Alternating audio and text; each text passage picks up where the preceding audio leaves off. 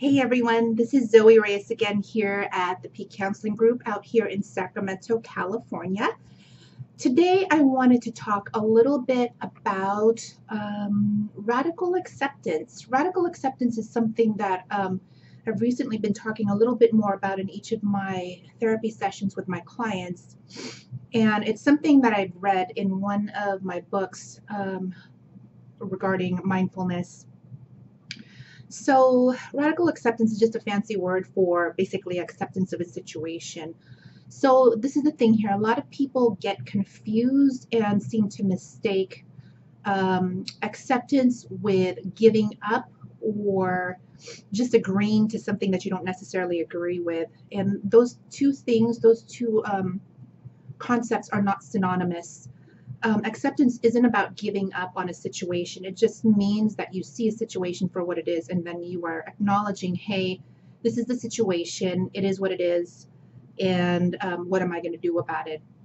The reason I encourage people to start practicing radical acceptance in their lives is because once we accept a situation for what it is, we can start healing from any type of trauma that we've experienced or start making more conscious decisions and taking control over our lives. We can't control a situation that's happened because it's already happened. It is what it is, like I said earlier, but you can't control how much emotional pain that you're experiencing from that event. So I'll give you an example, a couple of examples that actually, in terms of practicing radical acceptance. One of the things that happens to me is sometimes I sit in traffic, I'm running late, and I'm screaming at the stoplights because I'll be hitting every single red light on my way to work or on my way to some event. The situation is I didn't leave the house in time, and it's not the light's fault and it's not traffic's fault that I'm running late.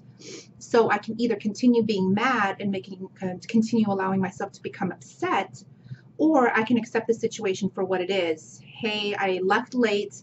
I might as well just sit back and just ride through traffic and get to my place a little bit late. So that's a small way of practicing radical acceptance.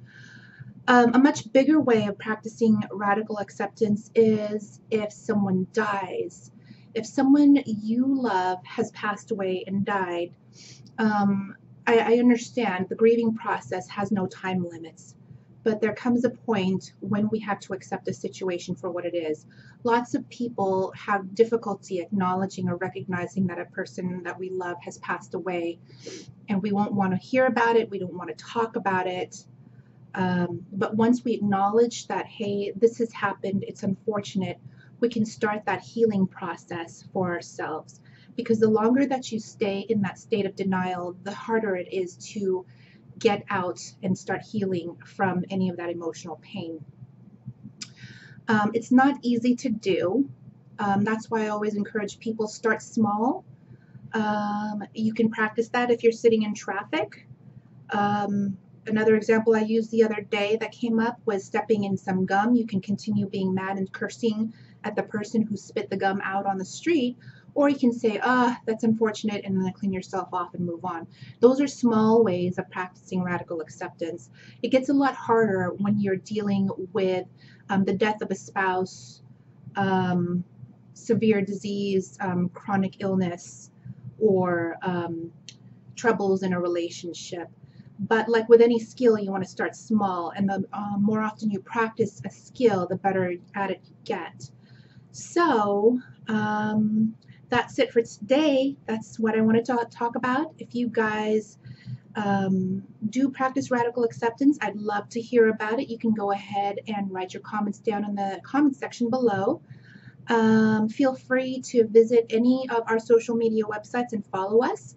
We are on Twitter, we are on Facebook, Instagram, Pinterest actually. We have a Pinterest site as well as Google Plus. Anyways, hope you guys have a great week, and I'll talk to you soon. Take care. Bye.